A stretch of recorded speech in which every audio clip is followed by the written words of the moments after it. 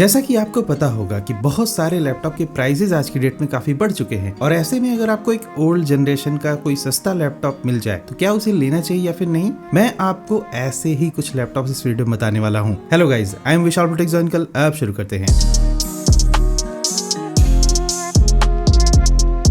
आज की डेट में बात कुछ ऐसी है कि लैपटॉप्स के प्राइसेस किस तरह से बढ़ रहे हैं कुछ कहा नहीं जा सकता और आने वाले समय में इनका प्राइस ड्रॉप होगा भी कि नहीं वो भी पता नहीं है। वैसे जुलाई में अभी प्राइम डे की सेल आने वाली है, उनमें कुछ डिस्काउंट्स मिल सकते हैं, लेकिन मीनवाइल आपको मैं कुछ लैपटॉप्स अभी बताना चाहता हूं इवन प्राइम डे को कंसीडर करते हुए, जो कि थोड़े पुराने जनरेशन के हैं। सबसे पहली बात आपको जो ध्यान में रखनी चाहिए वो ये है, पुराने जनरेशन का मतलब ये नहीं कि आप जाकर एक 11th जनरेशन या 12th जनरेशन के प्रोसेसर वाला लैपटॉप खरीद लो। उसे बिल्कुल खरीदने की गलती मत करना। पुराने जनरेशन से मेरा मतलब है सिर्फ 13th जनरेशन, जो कि आपको ये 2024 से मिलना वगैरह शुरू हुए थे, तो एक तरह से देखा जाए कि 2 साल पुराना ही जनरेशन है। अभी इंटेल का जो लेटेस्ट चल रहा है प्रोसेसर वो है 14th जनरेशन का, और 14th जनरेशन अपने आप में काफी ज्यादा सही है। वैसे मैं हर महीने ऐसे ही लैपटॉप्स के वीडियो लेके आते रहता हूँ जिसमें मैं आपको हमेशा बोलता हूँ सिर्फ लेटेस्ट जनरेशन का प्रोसेसर वाला लैपटॉप खरीदना चाहिए। लेकिन पिछले जनरेशन में कुछ ऐसे लैपटॉप्स मुझे आज की डेट में दिखाई दे रहे हैं जिनका प्राइस रिलेटिवली काफी सस्ता है। 50,000 से लेकर 1 लाख रुपए तक में मुझे कुछ ही लैपटॉप्स मिले हैं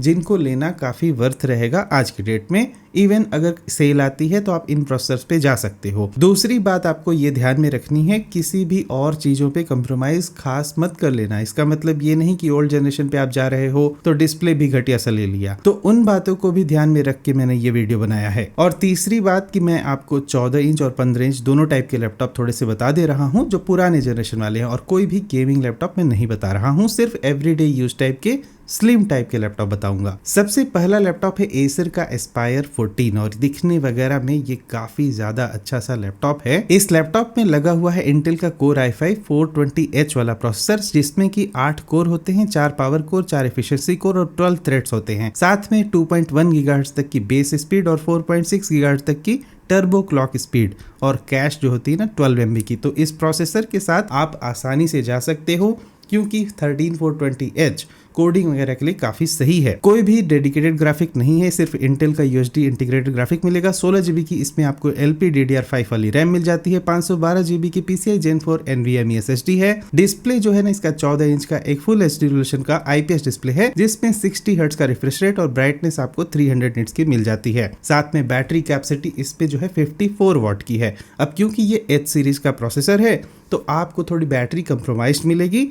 54 वाट आवर की कैपेसिटी के साथ में आपको सिर्फ 4 घंटे तक की मैक्सिमम बैटरी लाइफ इसमें एक्सपेक्ट करनी चाहिए। साथ में इस पे बैकलाइट कीबोर्ड भी मिल जाएगा, लेकिन फिंगरप्रिंट रीडर यहाँ पर नहीं है, कंप्लीट फीचर पैक्ड नहीं है। और अभी की डेट में इसका जो प्राइस है वो है 60,000 के हिसाब से ये काफी जस्टिफाइड रहेगा। कोर i5 आपको 60,000 में S सीरीज वाला मिल रहा है। ये जो अभी अभी प्राइजेस बढ़े हैं उसके पहले जो इसका प्राइस था ऑलमोस्ट इसी के क्लोज में था, तो इसमें प्राइस हाइक का कोई भी इम्पैक्ट नहीं पड़ा है। लेकिन अगर आप अपना बजट थोड़ा सा बढ़ा लो, मतलब सिर्फ 5,000 रुपए, तो आप इसी का एक दूसरा वेरिएंट खरीद सकते हो। इसका दूसरा वेरिएंट है एसर का एस्पायर 14 जो कि कोर i7 13620H के साथ में आता है। और इस प्रोसेसर में i7 वाले जो है ना आपको 10 कोर मिल जाएंगे, तो यहाँ पर 6 पावर कोर और 4 एफिशिएंसी कोर होते हैं।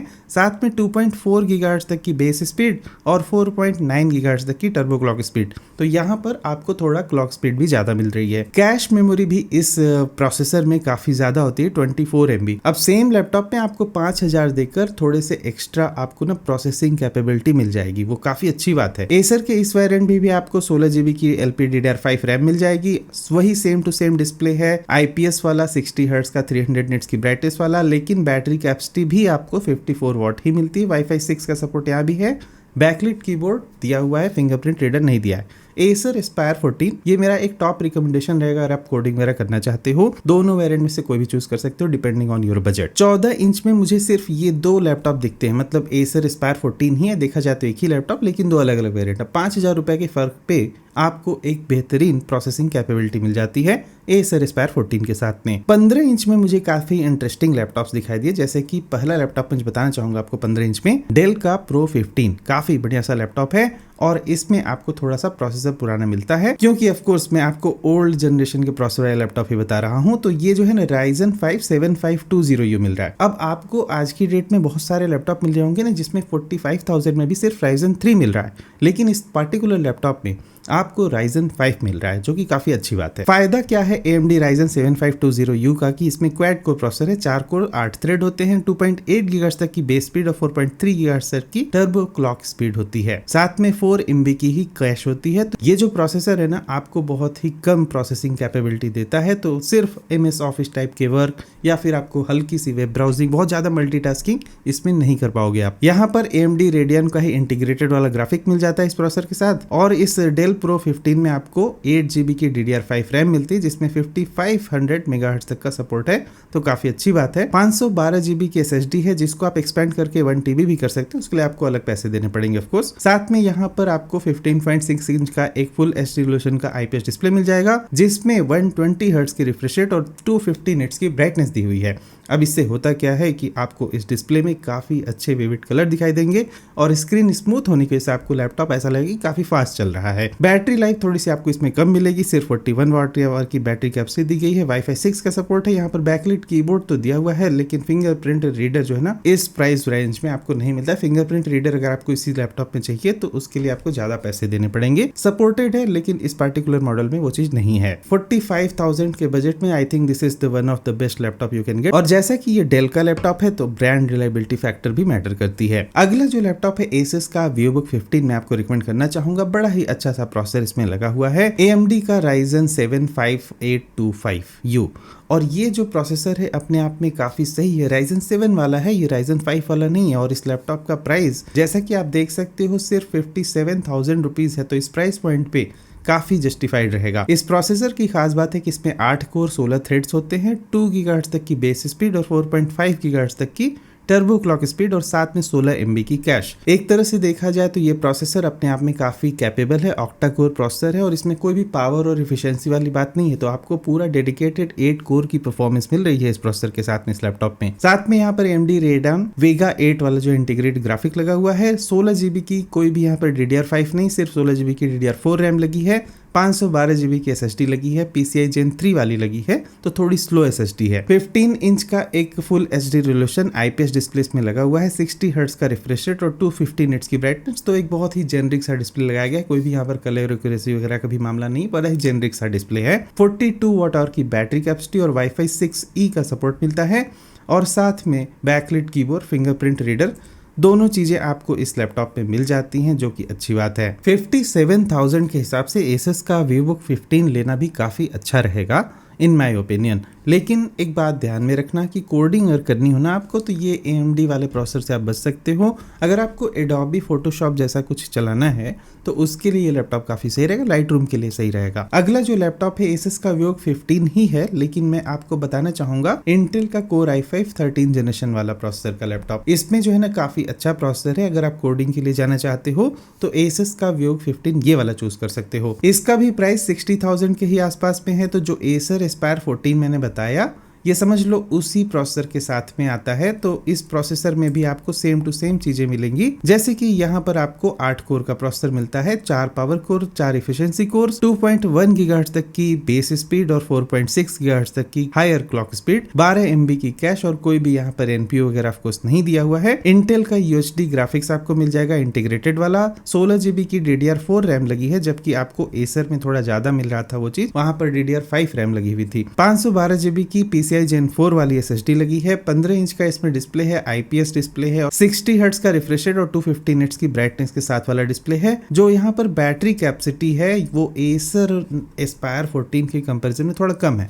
इसमें आपको सिर्फ 42 वाट आवर की बैटरी कैपेसिटी मिलती है और Wi-Fi 6E मिलता है। बैकलिट कीबोर्ड और फिंगरप्रिंट रीडर, वो दोनों चीजें यहाँ पर आपको मिल जाती है। Asus VivoBook 15 की जो सीरीज है उसमें आता ही है, टच पैड पे लगा होता है फिंगरप्रिंट जनरली इन सब में। बात ये है कि आपको Acer Aspire 14 लेना चाहिए या Asus VivoBook 15। तो दोनों में फर्क क्या है ना कि रैम जो है ना आपको ज्यादा अच्छी मिल रही है Acer में, साथ में उसमें 54 वाट आवर की बैटरी कैपेसिटी है। तो पहला जो लैपटॉप मैंने बताया 14 इंच में Acer का, वो ज़्यादा सही है। लेकिन अगर आपको 15 इंच में चाहिए, कोडिंग के लिए कुछ चाहिए, तो आप Asus VivoBook 15 पे भी जा सकते हो। बहुत ज़्यादा ग्राउंड ब्रेकिंग यहाँ पर डिफरेंस नहीं है दोनों में, सिर्फ बैटरी कैपेसिटी का थोड़ा फर्क है। और वैसे भी S सीरीज के प्रोसेसर बैटरी ज़्यादा कंज्यूम करते हैं, तो उतनी सी बात आपको ध्यान में रखनी होगी। और एक आखिरी लैपटॉप में जो आपको बताना चाहता हूँ, Asus का VivoBook 16 Core i7 के साथ में आता है। ये ऑलमोस्ट सेम टू सेम, तो यहाँ पर इसके लिए आपको 70,000 रुपीज देने पड़ेंगे। आपको सेम टू सेम यही प्रोसेसर Acer Aspire 14 में जो है थोड़ा सस्ता मिल जा रहा था, सिर्फ 66,000 में, लेकिन यहाँ पर आपको 71,000, तो 5,000 रुपए का फर्क है। अब वो फर्क क्यों है? ये 16 इंच का लैपटॉप है। इस प्रोसेसर में भी आपको वही 10 कोर मिलते हैं, 6 पावर कोर, 4 एफिशिएंसी कोर और साथ में 16 थ्रेड्स, 2.4 गीगाहर्ट्ज तक की बेस स्पीड और 4.9 गीगाहर्ट्ज तक की टर्बो क्लॉक स्पीड, 24 MB की आपको यहाँ पर कैश मिलती है, 16 GB की DDR4 रैम लगी हुई है, 512 GB की आपको PCI Gen 4 वाली SSD मिल जाती है, 16 इंच का यहाँ पर आपको एक फुल HD रेजोल्यूशन का डिस्प्ले मिलता है IPS वाला, और 60 हर्ट्ज का रिफ्रेश रेट और 300 निट्स की ब्राइटनेस इसके डिस्प्ले में आपको मिल जाती है। साथ में यहाँ पर 42 वाट आवर की बैटरी कैपेसिटी और Wi-Fi 6 का सपोर्ट दिया गया है। बैकलिट कीबोर्ड और फिंगरप्रिंट रीडर दोनों चीजें आपको मिल जाती हैं। काफी सही रहेगा 70,000 के हिसाब से। अब 70,000 रुपए में आपको जो लेटेस्ट जनरेशन वाले प्रोसेसर का लैपटॉप भी मिल रहा होगा, वो आजकल आ रहा है Core i5 210H। आपको मोटो बुक वगैरह मिलते हैं उस प्राइस रेंज में, आप उस तरह से भी कंसीडर कर सकते हो। अब बात यहाँ पे थी कि ये वीडियो मैं डेडिकेट करके बनाना चाह रहा था सिर्फ ओल्ड जनरेशन प्रोसेसर के साथ में। अगर आपको लेटेस्ट प्रोसेसर वाला ही लैपटॉप लेना है, जो कि हर बार मैं बोलता हूँ आपको कंसीडर जरूर करना ही चाहिए, तो उसके लिए वीडियो ऑलरेडी है चैनल पे, जाके देख लेना। उसमें मैंने आपको लेटेस्ट जनरेशन वाले प्रोसेसर का लैपटॉप बताया था। एक आपको क्विक कंपैरिजन के लिए मैं एक थोड़ी स्पेक शीट आपको दिखाता हूँ, जिसका आप स्क्रीनशॉट लेके देख सकते हो। और इनसे ज्यादा बेहतर लैपटॉप मुझे कोई भी नहीं दिखे। आप यहाँ पे देख सकते हो, मैंने पूरे स्पेक्स का एक कंपैरिजन लिस्ट ही बना दिया था, तो आप इसको जो है ना, मैं धीरे धीरे स्क्रॉल कर रहा हूँ, आप इसे देख सकते हो। सारे यही 6 के 6 लैपटॉप का बहुत ही अच्छे से मैंने यहाँ पर कंपैरिजन बना दिया है साइड बाय साइड, जिससे आपको काफ़ी हेल्प हो जाएगी। यहाँ से देख लो, ये दोनों सेम वेरिएंट हैं, और उसके बाद ये दोनों सेम वेरिएंट हैं, और डेल का और Asus का। डिस्प्ले, बैटरी कैपेसिटी और वाईफाई का वर्जन, ये सब कुछ दे रखा हुआ है, और सबका प्राइस भी दे रखा है। और इसमें जो है ना, Ryzen 7 वाला सबसे सस्ता है, तो मैंने इसको ग्रीन कलर में मार्क करके रखा हुआ है। अपनी आने वाली सारी वीडियो में मैं इस तरह की अब आपको जो है ना स्क्रीनशॉट प्रोवाइड करूंगा, ताकि जिससे आपको लैपटॉप के पूरा क्विक कंपैरिजन मिल जाए एक, ताकि आप और भी अच्छा डिसीजन ले सको। मिलते हैं अगले वीडियो में कुछ और टॉपिक के साथ, तब तक goodbye, thank you for watching, will see you again there.